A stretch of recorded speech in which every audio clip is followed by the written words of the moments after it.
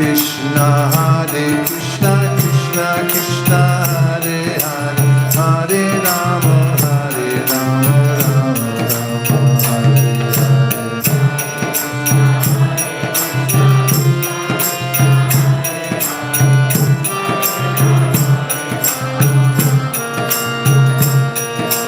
Hare Krishna, Krishna Krishna, Hare Hare, Hare Rama, Hare Rama, Rama Rama,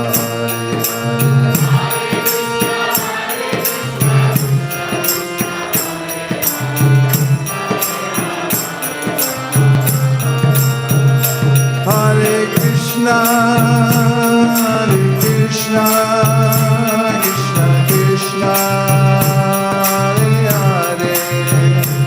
Hare Rama, Hare Rama, Rama Rama, Hare Hare.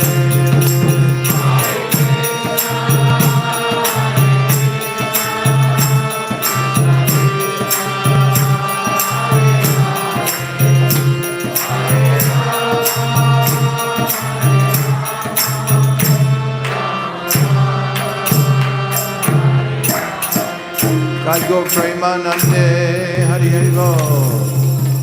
Om Namo Bhagavate Vasudevaya. Om Namo Bhagavate Vasudevaya. Om Namo Bhagavate Vasudevaya.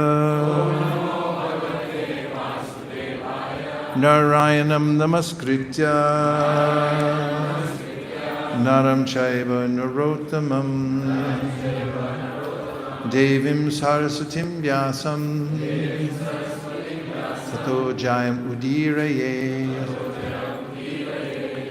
Welcome back everyone for the reading of the Srimad Bhagavatam. We're continuing in our canto by canto selected verses. And today we're on the third canto. And I'm going to be reading from the text number 3, chapter 26, and the verse is number 32. And I'll do the word for word first.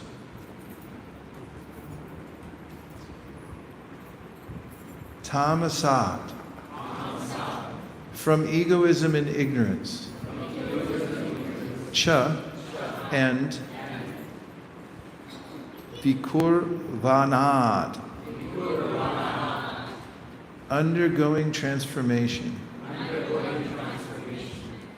Bhagavat Virya, by the energy of the Supreme Personality of Godhead. Choditat, impelled. Shabdamatram, the subtle element sound. Abhut, was manifested. Tasmad, from that. Nabha, ether. Shotram, the sense of hearing. To, but. Shabdagam, which catches sound. Here's the translation. When egoism and ignorance is agitated by the sex energy of the Supreme Personality of Godhead, the subtle element sound is manifested. And from sound come the ethereal sky and the same sense of hearing. And the sense of hearing. Let's read it together.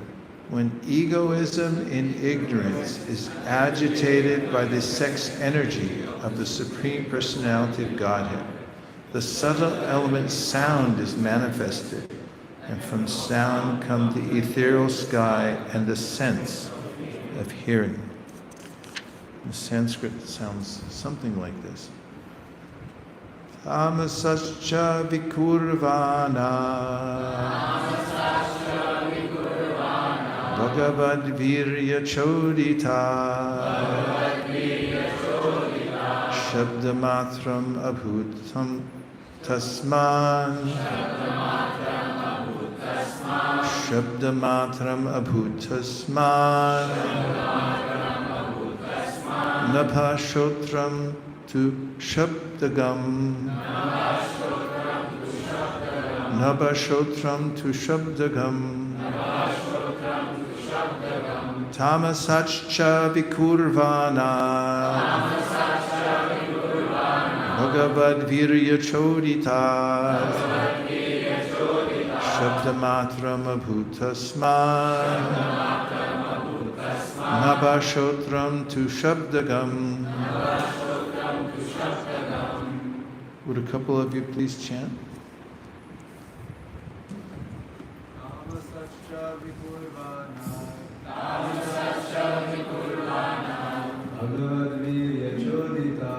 Bhagavad virya choditat Shabdamatram abhutasman Shabdamatram abhutasman Nabhashotram tu shabdagam Shotram Vaishnavis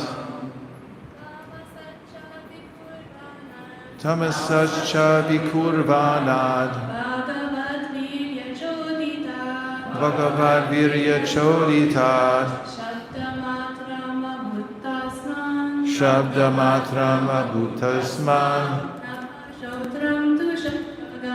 Nabhashotram tu shabdagam. Purport.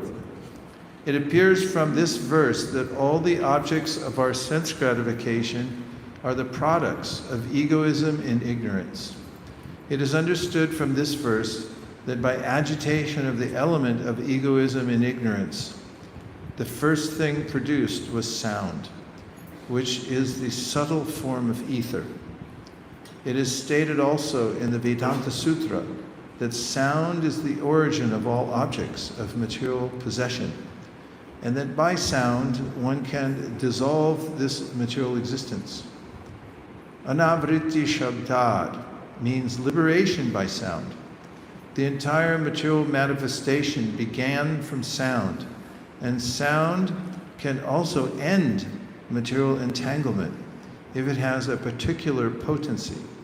The particular sound capable of doing this is the transcendental vibration Hare Krishna. Our entanglement in material affairs has begun from material sound. Now we must purify that sound in spiritual understanding.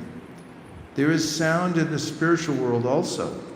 If we approach that sound, then our spiritual life begins, and the other requirements for spiritual advancement can be supplied.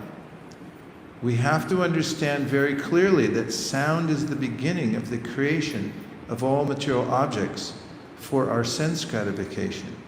Similarly, if sound is purified, our spiritual necessities also are produced from sound. Here it is said that from sound, the ether became manifested, and that the air became manifested from ether. How the ethereal sky comes from sound, how the air comes from sky, and how fire comes from air will be explained later on. Sound is the cause of the sky, and the sky is the cause of Shotram, the ear. The ear is the first sense for receiving knowledge. One must give oral reception to any knowledge one wants to receive, either material or spiritual. Therefore, Shotram is very important. The Vedic knowledge is called Shruti. Knowledge has to be received by hearing. By hearing only can we have access to either material or spiritual enjoyment. In the material world, we manufacture many things for our material comfort simply by hearing. They are already there, but just by hearing, one can transform them. If we want to build a very high skyscraper, this does not mean that we have to create it. The materials for the skyscraper, wood, metal, earth, etc., are already there. But we make our intimate relationship with those already created material elements by hearing how to utilize them. Modern economic advancement for creation is also a product of hearing. And similarly, one can create a favorable field of spiritual activities by hearing from the right source. Arjuna was a gross materialist in the bodily conception of life and was suffering from the bodily concept very acutely. But simply by hearing, Arjuna became a spiritualized, Krishna-conscious person. Hearing is very important, and that hearing is produced from the sky. By hearing only can we make proper use of that which already exists. The principle of hearing to properly utilize preconceived materials is applicable to spiritual paraphernalia as well. We must hear from the proper spiritual source. I first offer my respectful obeisances to His Divine Grace, A.C. Bhaktivedanta Swami Prabhupada, to all the previous acharyas, and to the assembled devotees. Vansha kalpatarubhascha kripa sindhupi evacha patitanam pavanebhyo vaishnavebhyo namo namaha nantakoti vaishnavi ki jai avyakta kalachoditat. So, in this third canto of the Srimad Bhagavatam, which is about maintenance, we hear about the cosmos and also about Sankhya philosophy. Cosmology, the word itself is important for our purposes because cosmos, a Greek word, means order. The universe is an ordered system. It's different from the word chaos. The reason there's an ordered system in the universe, and the reason we can even have science, any ology indicates this same concept when we talk about logos. In fact, previous philosophers had noted that the universe has measurable patterns, and therefore they could develop controlled experiments to measure the universe in various ways. And now down to subtle matter, people measure it. It's because it's to some degree measurable and predictable. Otherwise, how will we know, besides looking at your iPhone, what time the sunrise is going to be? Because the universe is moving in a measured way. One might then say it's intelligent. There's an intelligence behind the universe. There's an intelligence within the cell. Within the double helix, there's also code. If you look deeply, as there has been research into so-called DNA, there are algorithms that predict what's going to happen, how proteins are going to coalesce and produce certain shapes and develop in various ways. There's an intelligence dictating to that, either in the cell, but beyond that, there's an intelligence in the universe that comes from the Supreme Personality of Godhead. And that's the ultimate conclusion of the Sankhya philosophy taught by the theist Kapila. There was also an atheist Kapila who gave an idea that material nature is simply organizing itself, which doesn't make any sense ultimately, but I won't go into the details of that right now. Here, we also find that there's a sequence. The Vedas have described, the Srimad Bhagavatam, the Brahma Samhita, have described the ways in which the universe manifests. Of course, Krishna mentions avyaktam vyaktam manyate mama bhutaya param bhavam ajananto mama bhuta maheshwaram. There's a manifest world that's sometimes manifest, sometimes not manifest. But beyond that, he says, beyond the manifest and unmanifest, there's another world that is always manifest. That's the supreme abode. But in this material creation, there's manifestation, there's maintenance for some time, and then there's annihilation. And then it starts over again. And as described in the Srimad Bhagavatam, there's a way in which the material nature is nondescript to begin with. It's called pradhana. It's then agitated by the glance of the Supreme Personality of Godhead.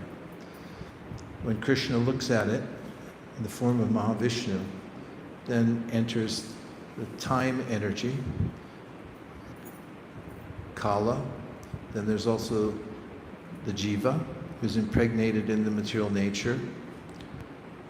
And from that agitation, the power of the Supreme Personality of Godhead, which is referred to in this verse as Virya. Prabhupada translates it into the sex energy of the Supreme Lord. It's the word Virya, which means that he's a source of life.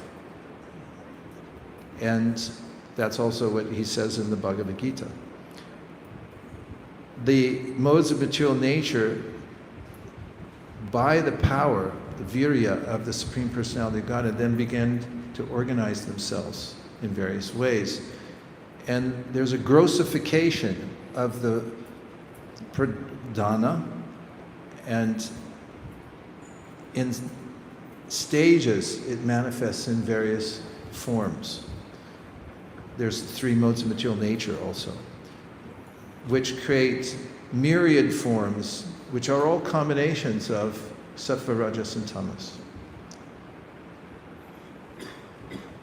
We can see in this world with our own eyes ways in which a single element may manifest in various ways. For instance, water.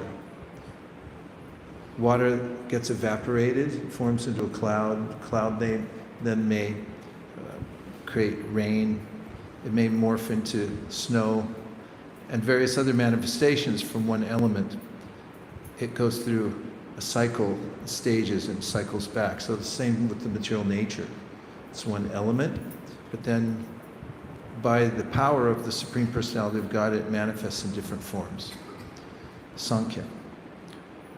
Sankhya is meant to give us a sense of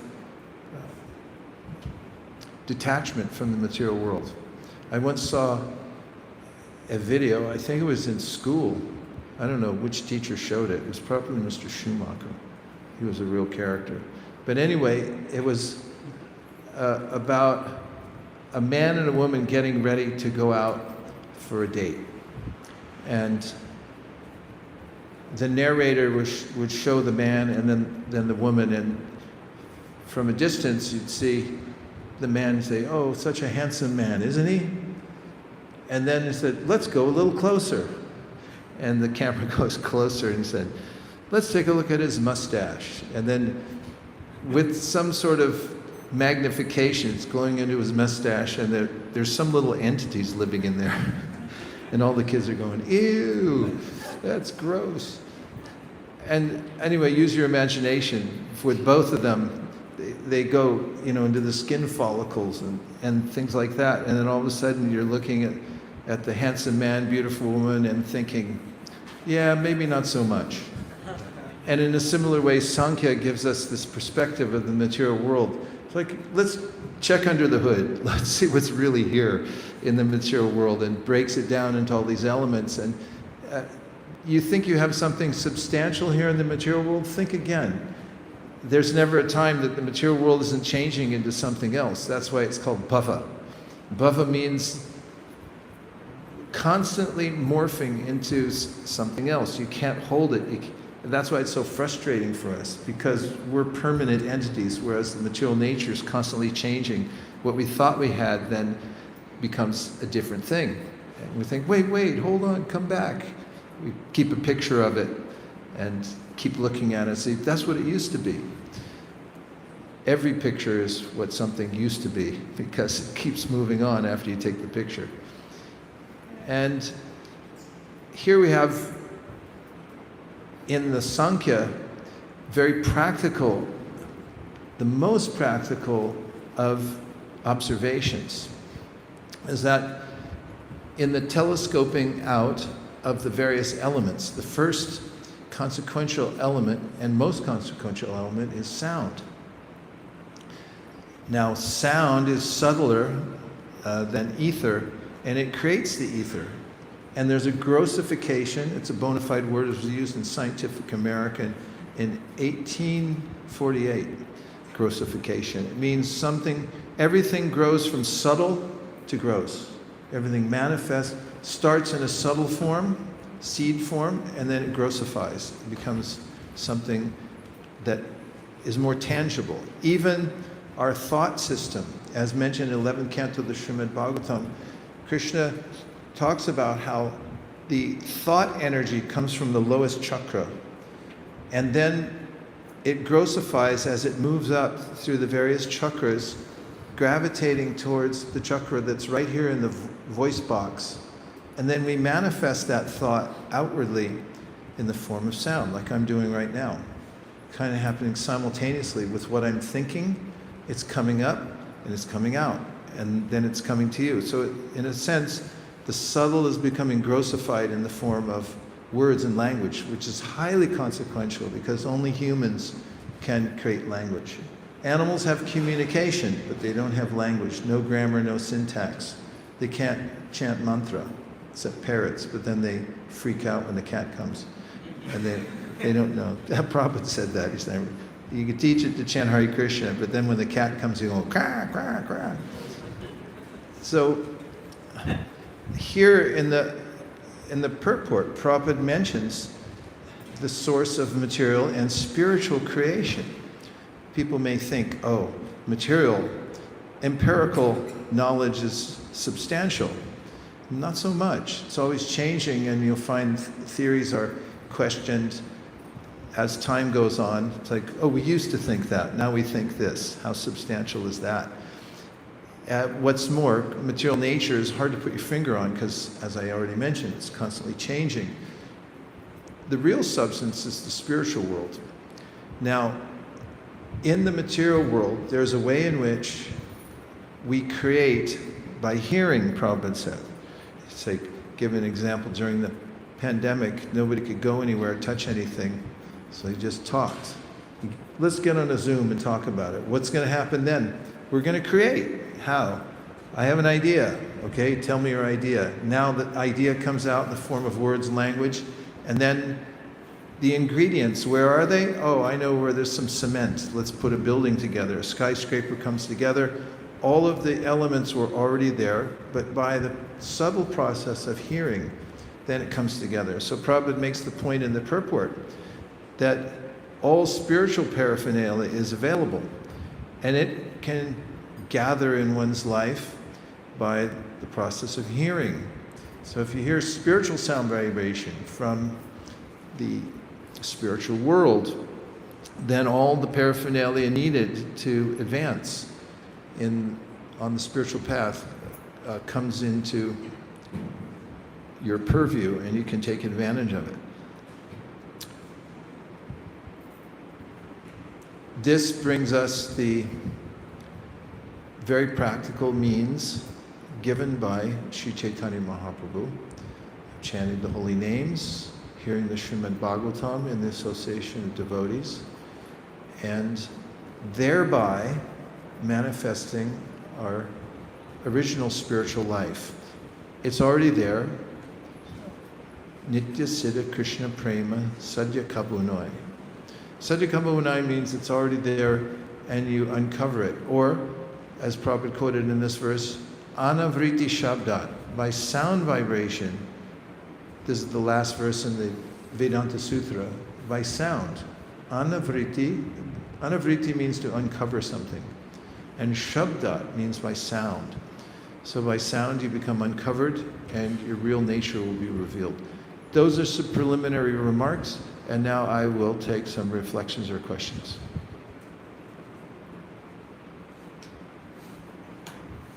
Fire away.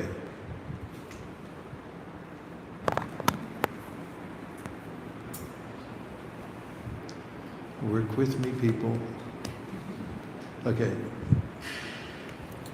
Thank you for your class, Guru Maharaj. I'm curious, in all your encounters with public through book distribution, how do you best respond when someone wants to apply scientific rigor to the meditational practice?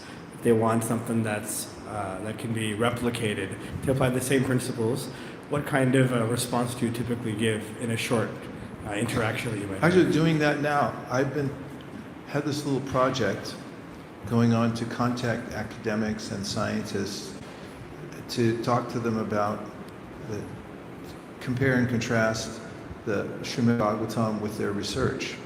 I've been talking for some time with Dr. Sloman from Brown University. He's a psychologist. He wrote the book, The Knowledge Illusion. And then we have some neuroscientists. One is David Creswell from Carnegie Mellon. And then there's Judson Brewer. I think I mentioned him the other day. He's written a book, I forget what it's called, but it's popular. What's it called? 10x. What?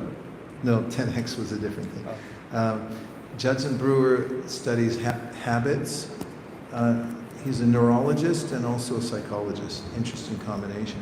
And the conversation, we've been finding our way, because a lot of them are interested in talking. They want to know more about the Vedic system. And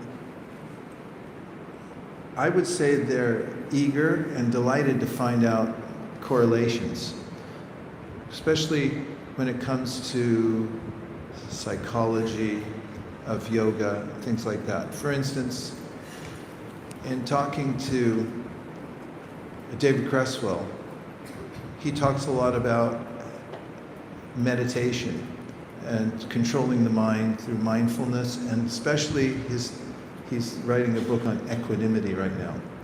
And in that, he talks about tolerating, as I mentioned yesterday, benign discomfort. You have to be willing to work through benign discomfort. And in that case, I told him about Rupa Goswami's analogy that in the beginning, when you have jaundice and you take sugarcane juice, then it tastes terrible, but you have to keep taking it. But then you'll suddenly, because it's a curative, you'll taste the sweetness of it. And I was saying, he'd go, oh, this is fantastic. I love this. He's writing it all down. And as far as measurement goes, they do try to measure things. They measure parts of the brain that light up when meditation's taking place and so forth. There have been some people who have studied this with the Maha Mantra, although I don't think it's peer reviewed. Anyway, I won't even mention the person's name, but they wrote a book on it. They're a psychologist also and a devotee, and they did some measurements. But as far as the clinical measuring goes, we don't have a lot. We resonate more with the psychological aspects of, for instance, in Patanjali Muni's description of states of mind. He mentions 5 states of mind, 3 of which are non-productive. They are distracted or wandering or bored. But then there's the engaged mind and the mind that's completely absorbed in the object and so forth. And we can talk about those things and in the general sense how the mind works and reacts, which for most people is good enough. Empirical science and information, it works well in a TED Talk, because if you get up to talk about anything, unless you say, and by the way, at Brown University, there's this guy, he also confirmed this through his science.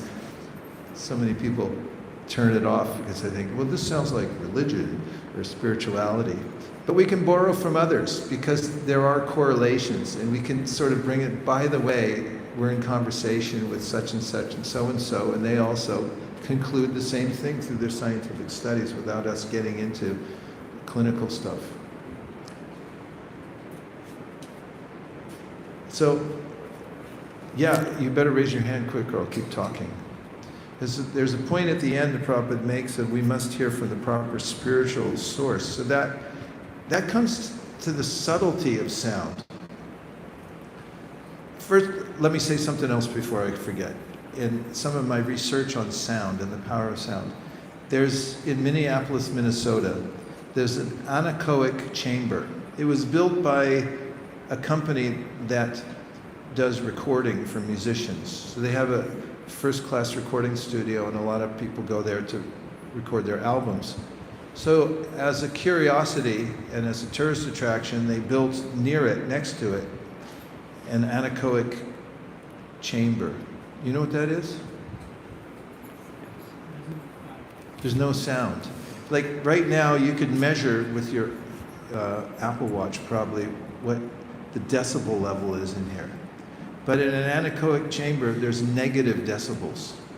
You can't hear anything from the ambient environment. You can. It's supposed to be silent, and that's the main point of me bringing this up. It's not. In fact, the two investigative reporters who I read, who went there, spent time in the chamber, which is hard to do. In fact, they challenged people because the longest anyone's ever stayed in there is like 42 minutes before they become overly anxious and they have to get out. Some people only last 30 seconds and they said, let me out. You still have to pay.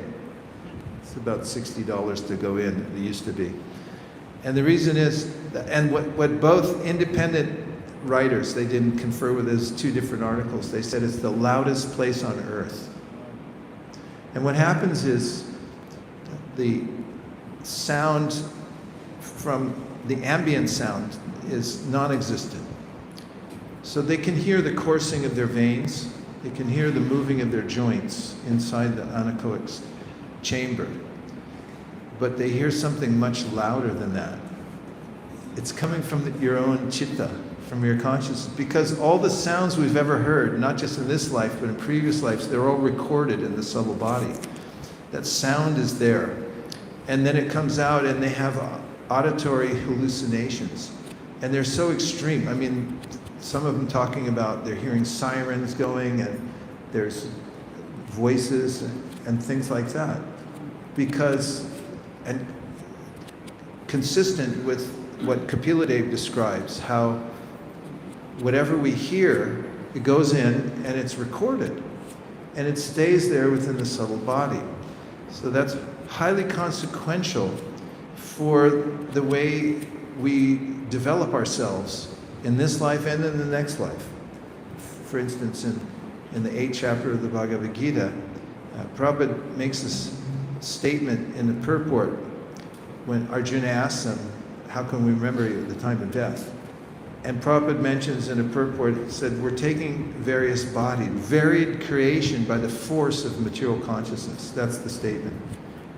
This samsara, it's called varied creation by the force of material consciousness. In other words, we're being forced by our material consciousness, that sound we've taken in, it develops our consciousness, and then it forces us by material nature. Patanjali Muni says that the body we get next is the filling in of the aggregate of all our desires. And that's what Krishna says also, right? Right? Where? Yang vapi smaran bhavam tajatyante tam tami vaita konteya. Yeah, said whatever your consciousness is, that's going to force you into your next life. Patanjali Muni in this Yoga Sutra says, you have this conglomerate of all desires formed from everything you've heard. It's there in your subtle body. And he gives an example. He says it's the filling in. The material nature fills that in. So an example is if you walk on the beach barefoot with wet sand, and then you look behind you, you'll see your footprints in the sand. Now, if you were to take plaster of Paris and pour it in there, you'd make a perfect mold of your foot. You'd see every single line on the bottom of your foot, the toes, how they're shaped and all that, right? Say yes. Yes. And in a similar way, when you leave this present body, the aggregated material desires they have a certain mold, and material nature fills it in. So check it out, what you have right now. That's the filling in of your desires from the previous life. So in the 8th chapter of the Bhagavad Gita, Krishna mentions how you could then develop your spiritual body. Because if your consciousness is spiritual, then you get a spiritual body in the next life. Whatever your consciousness is, yang vapi smaran bhabam, whatever you remember, means you're being forced to remember something because of the way you've heard during this lifetime. Therefore, the process is to recreate the internal workings of your subtle body by hearing spiritual sound. Now, the next point I wanted to make is that sound carries consciousness. You can ascertain, first of all, isn't it uncanny? Do you remember when people used to have conference calls? Now it's Zoom calls, but remember conference calls when we couldn't see anybody? And let's say there was 22 people on the conference call. Does this resonate? Have you been on a conference call with more than a few people? And I noted many times one person starts to talk and then another person, it was almost simultaneous, but one beat the other one out. I could tell from the first syllable who that was, who was about to talk, and go, oh, that was Dilip. Dilip wanted to say something, and then somebody else said, and it's like, we go back, okay, Dilip, were you going to say something? Was that you? And he's like, yeah. How did I know that? I heard Dilip say one syllable, and I could ascertain there was a form in my mind. I heard one syllable from Dilip, and the shape of that sound, it then manifested in my mind that that's Dilip. And this subtle element sound is being pointed out here. This is the key to all creation. This is a key to liberation. It's a key to Krishna consciousness. You can see the spiritual world through sound. And so it's also consequential where the sound's coming from.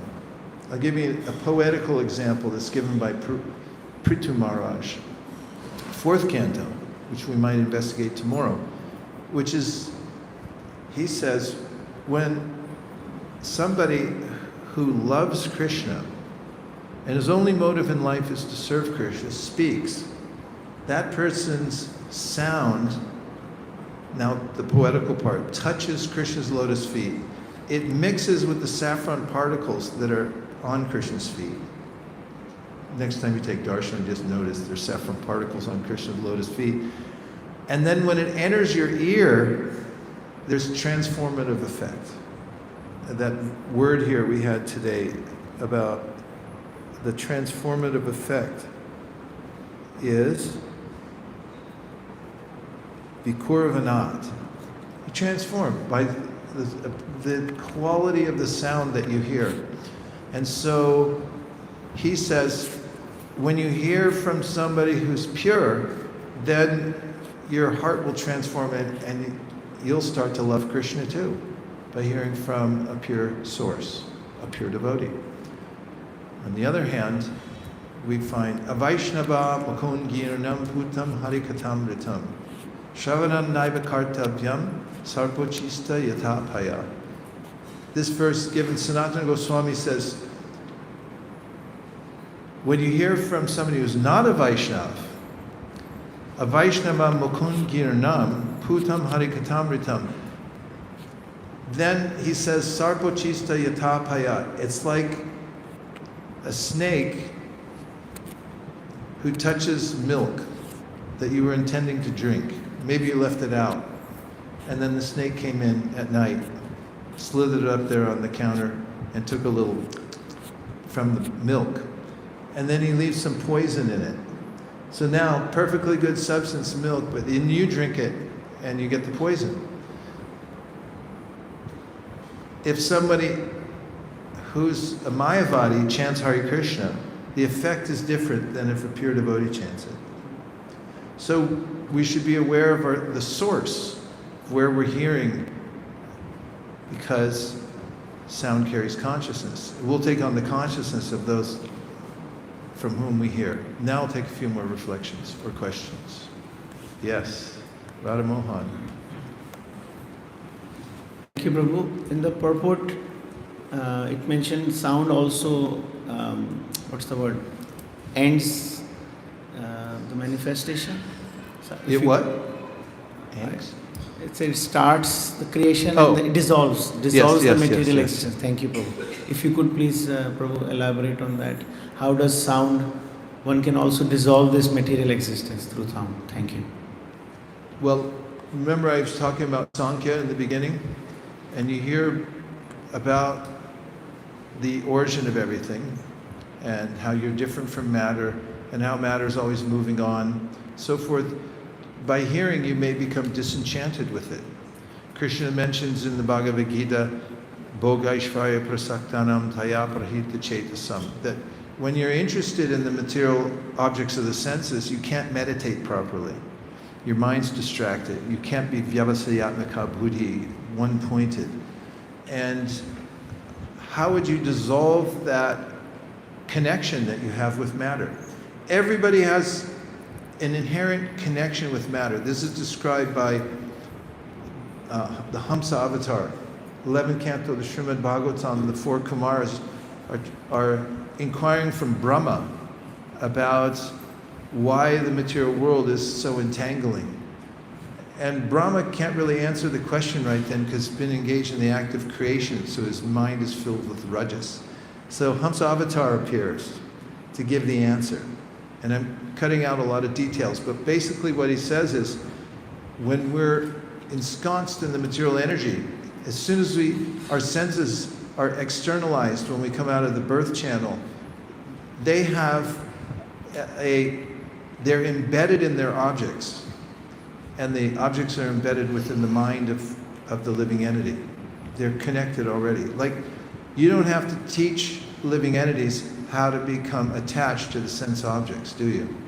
There's no in second grade at school. It's like, okay, here's the sense objects, and now be attracted. They're just attracted because they're already connected. So we're that intimately connected with the material world. However, by hearing, as an example, Sankhya, we begin to disassemble the material world. Like, there's a conglomerating process, and so by reverse application of the conglomerating process, how do we conglomerate and get a material body? We hear about material enjoyment, and therefore material nature accommodates us with the body so we can enjoy material nature. How do you disassemble it? It's reverse engineering. That's what Krishna consciousness is. You can tell people when you meet them, like, this is about reverse engineering your life. And so when you hear about it, in Sankhya, it disassembles all the parts. And then you're left with the essence. And the idea of the senses and their objects, or the root attachment, then becomes slackened and then disassembled. And that's through the hearing process.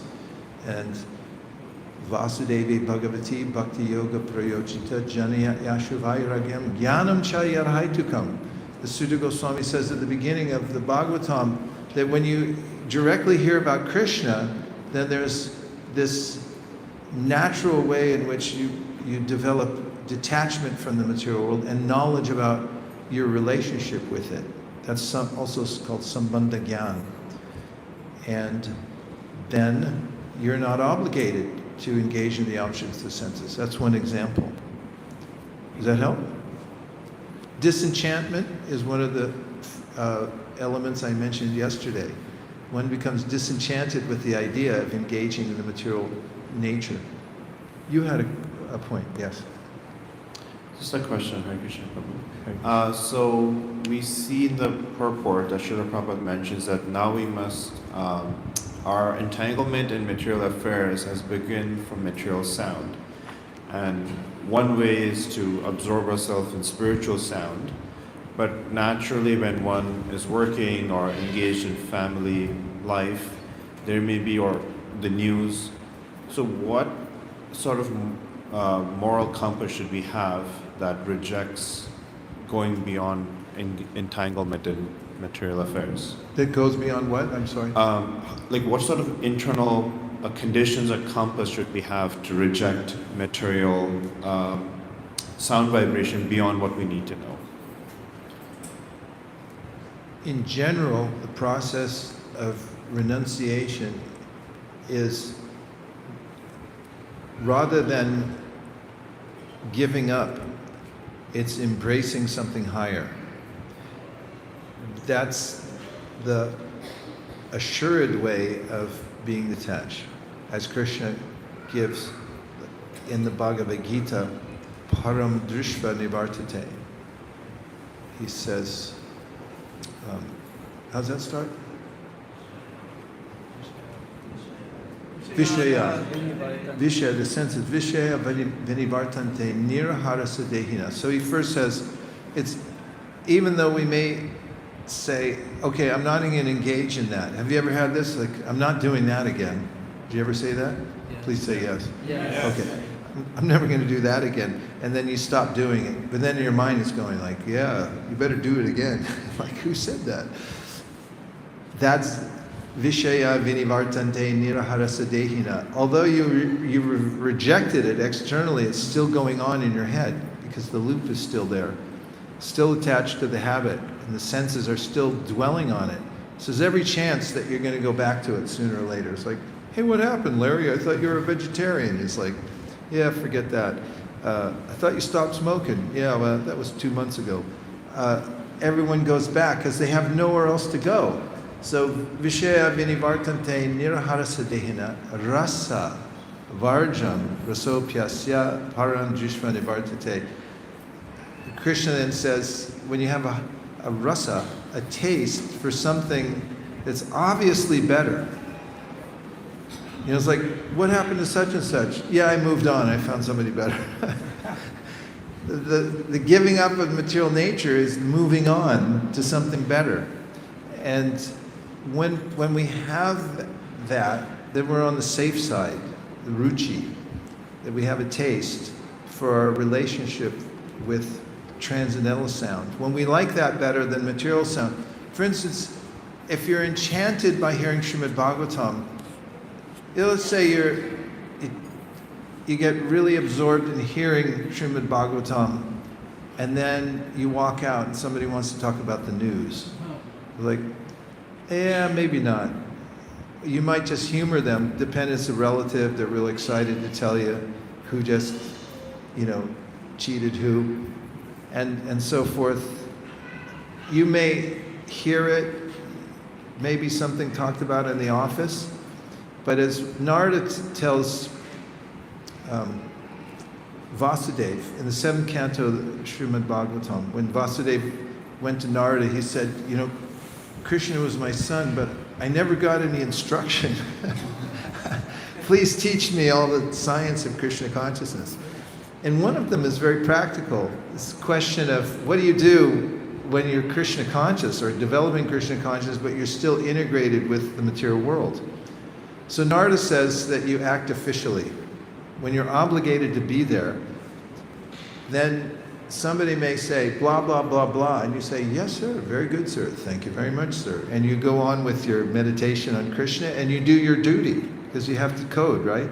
Or something. You got to go, do all that stuff. But meanwhile, you continue to meditate on Krishna, and you just give lip service to the material world. Nothing deeper, not in the heart. Okay, Mahabhagavat Prabhu.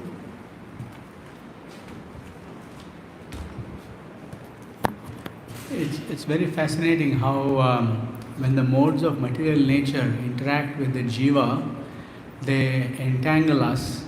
But when the modes of material nature interact with the Supreme Personality of Godhead and His energies, they produce something that ends up being a source of our liberation. Because here it said, when egoism and ignorance, so this is in the tamasic egoism, agitated by the sex energy of the Supreme Personality of Godhead, sound is produced and the sense of hearing is produced. These are such amazing, useful things. And no jiva or none of us, no materialist actually can create any such thing. Yeah. Yeah, it's such a good point. It's because we live in opposite worlds. It's called Hlada Tapatraya. What is the high? In the spiritual world, we have Hladini Shakti, we have the Chit Shakti, we have the Sandhini Shakti. In the material world, we have Tamas, Rajas, Sattva. It gets translated into the material world in a perverse way. So those three internal potency, categories of internal potency in the spiritual world, when they are brought into the material world, which is mentioned, I think I mentioned at the beginning of the Brahma Samhita, you have this sequence, Ramama, Mayaya Ramamanasya Naviyugastaya Saha. This is several verses at the beginning of Brahma Samhita. Mayaya Ramamanasya Naviyogas Tayasaha. Said the Supreme Personality of Godhead has no relationship with the material world. So then he glances, and that glance is carried by a representative of Krishna, and the glance personified is Shambhu, which is the Supreme Personality of Godhead. You know, Shiram Yatada Vikara Vishesha Yoga Sanjayate Nahitata Pratakasti Hetu Yashambhutama Pitata Samapaiti Karya Govindamadi Purusham. You have this translation coming from the spiritual world into the material world. So Shambhu is the Supreme Personality of Godhead, but it's like a lamp covered by carbon, you know, which is the modes of nature, so that he can carry out the same desire that's there in the spiritual world, but there's a perversity to it now, which is I want to enjoy the material world. That's what comes out of the false ego. And so that Hlada Tapatraya, Jiva Goswami says, what gives the highest pleasure in the spiritual world gives complete opposite in the material world. It's miserable.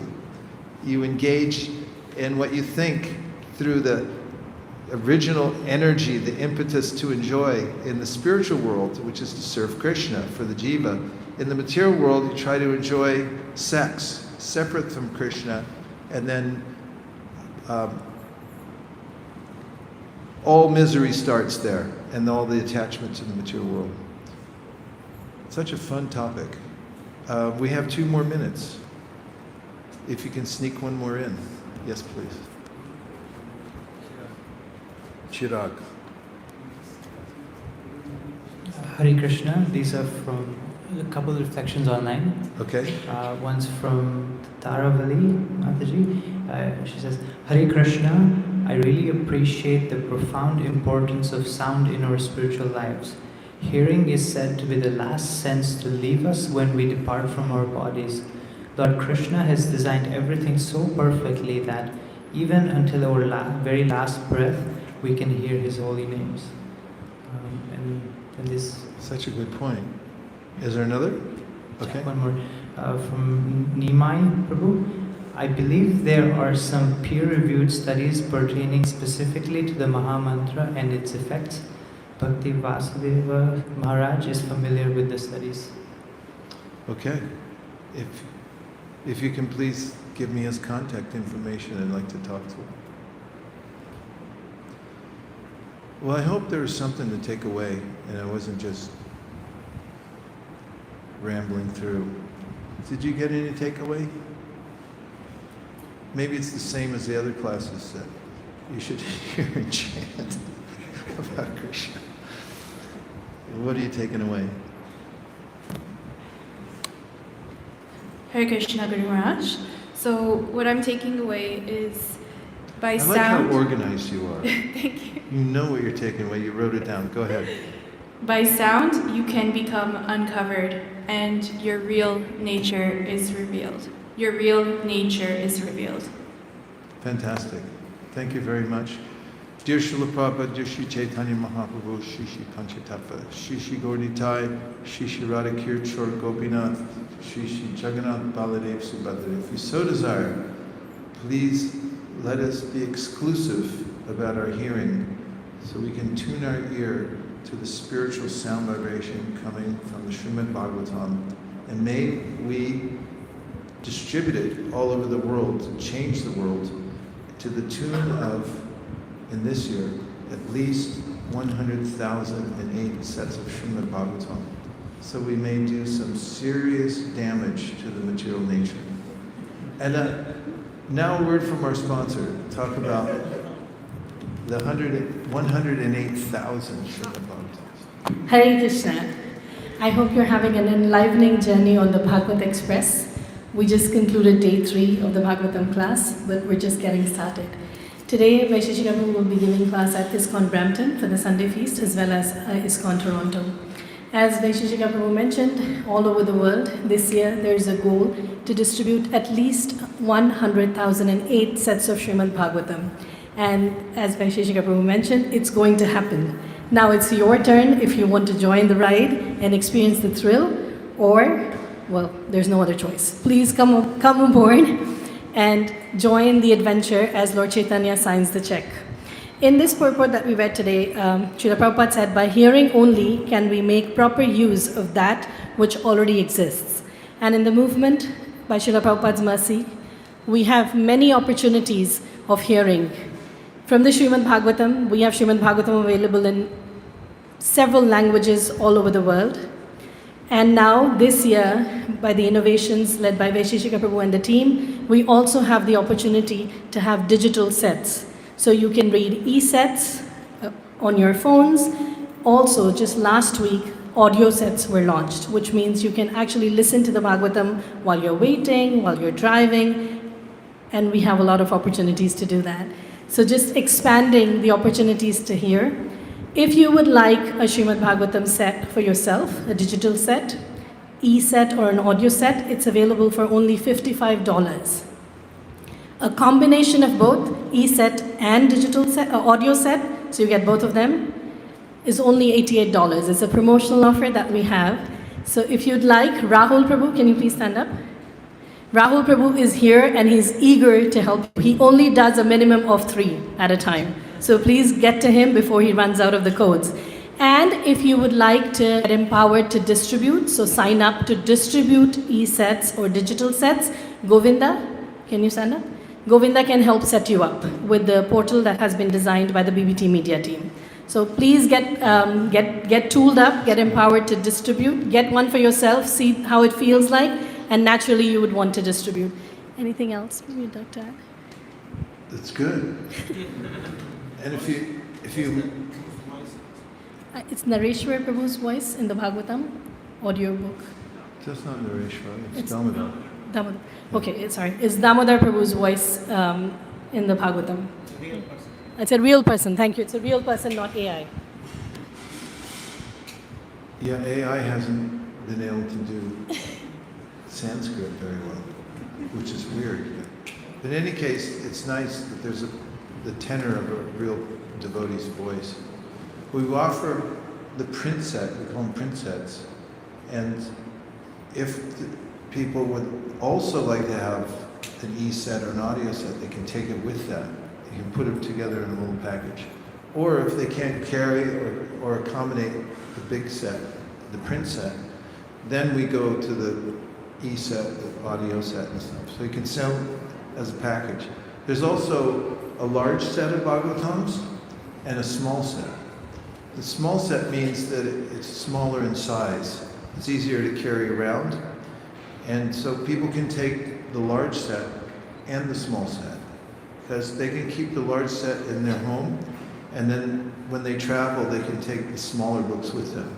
And then you can also, they offer them the e-set and the audio set. So that's 4. So it's better 4 in 1, that you start with that and tell people what most people who know anything are: take a big set, small set, e-set, and an audio set.